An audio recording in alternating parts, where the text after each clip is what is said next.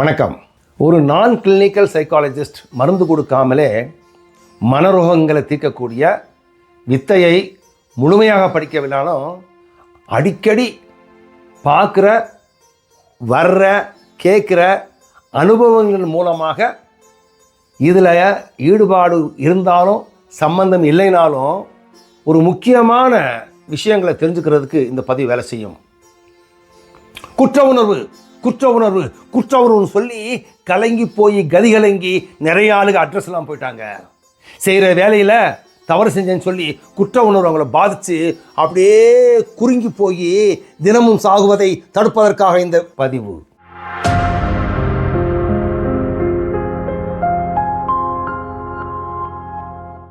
என்கிட்ட ஒரு கன்சல்டன்சிக்காக வேண்டி ஒரு ஃபேமிலி வந்தவங்க அந்த அம்மினியோட வயசு ஒரு 40-45 இருக்குங்க. வந்த ஆளோட வயசு கிட்டத்தட்ட ஒரு 8-10 வருஷம் வித்தியாசம் இருக்க வயசாக இருக்கணும்னு நினைக்கிறேன். வந்தவங்கள பார்த்தோன்னு எனக்கு புரியலை, இது யார், மகனும் அம்மாவுமா அல்லது வேற உறவா, ஒன்றும் புரியாதனால நான் கொஞ்சம் நிதானமாக கேட்டேன், என்னங்க விஷயம், அந்த கதையை கேட்குறதுக்கு முன்னால் தயாராகிருங்க. இந்த கதை சாதாரண கதை இல்லை. நிறைய குடும்பங்களில் நிறைய நிகழ்வுகள் நடந்தாலும் வெளியே சொல்லாமல் மறைச்சு வைக்கப்பட்ட கதைகள்.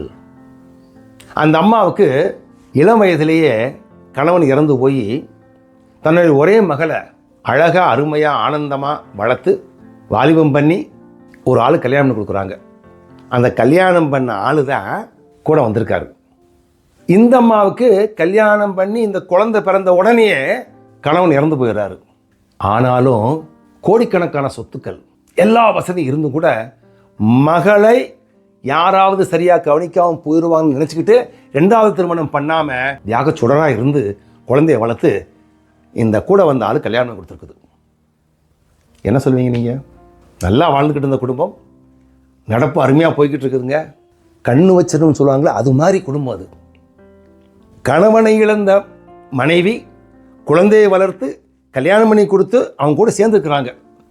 எந்த விதமான துன்பம் இல்லாத ஈகைத்தன்மை உள்ள தானம் பண்ணக்கூடிய ஃபேமிலிங்க அது. ஒரு நாள் கல்யாணம் பண்ணி கொடுத்த தன்னுடைய மகள் ஒரு கார் ஆக்சிடெண்ட்டில்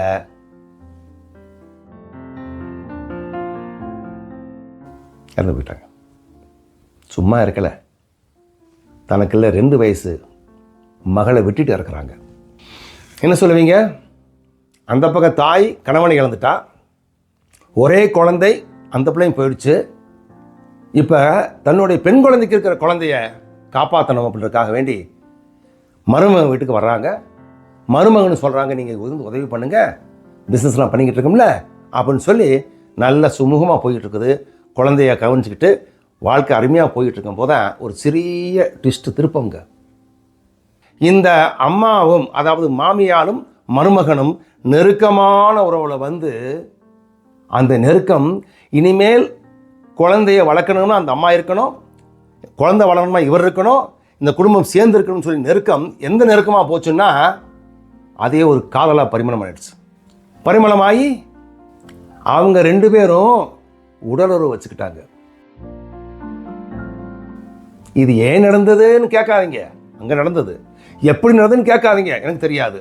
நடந்த கதைகளை கேட்ட பின்னால் அந்த அம்மா சொல்கிறாங்க, உள்ளூர எனக்கு குற்ற உணர்வு, மருமகங்கிட்ட போய் இது மாதிரி உறவு வச்சுக்கிட்டோமே, இது என்ன வாழ்க்கை அப்படின்னு குற்ற உணர்வில் சாகுறங்க அப்படின்னு சொன்ன உடனே உங்களுக்கு என்ன வேணும்னு கேட்டேன். இந்த குற்ற உணர்வில் சாகுறேன் அப்படின்னு சொன்ன உடனே நீங்கள் சாக மாட்டீங்க, இது குற்ற உணர்வே இல்லை அப்படின்னு. என்ன இது? ஒரு எண்ணம். குற்ற உணர்வு, காதல், காமம், பணம், பொருள், உறவு எல்லாமே எண்ணம். எண்ணங்களை கையாளும் போது, அந்த எண்ணங்களை நினைக்கும் போது, எண்ணங்கள் மேலே சக்தி செலுத்தும் போது எண்ணங்கள் அப்படி மேலே மேலே மேலே மேலே ஒரு பெரிய ஆலமரம் மாதிரி விருட்சகமாக மாதிரி மாறிடுது.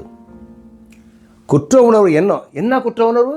ஒரு ஆணும் பெண்ணும் இணைஞ்சிட்டீங்க, அது தப்பு தவறியா உணர்ந்து இணைஞ்சிட்டீங்க, இது உங்களுக்கு உரிமை இருக்குது.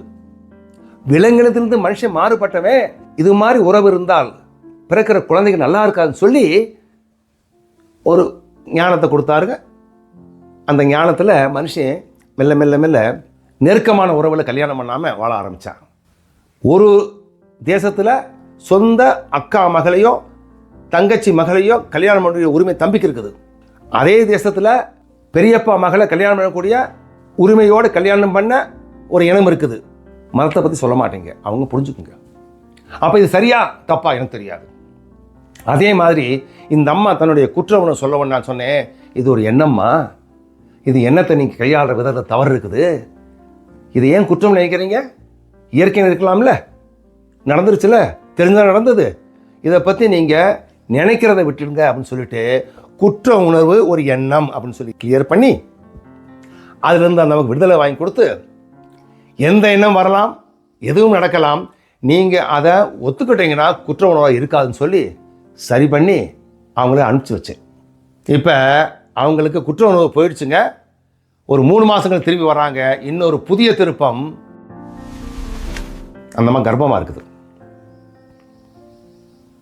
எனக்கு ஷாக் ஆகலை.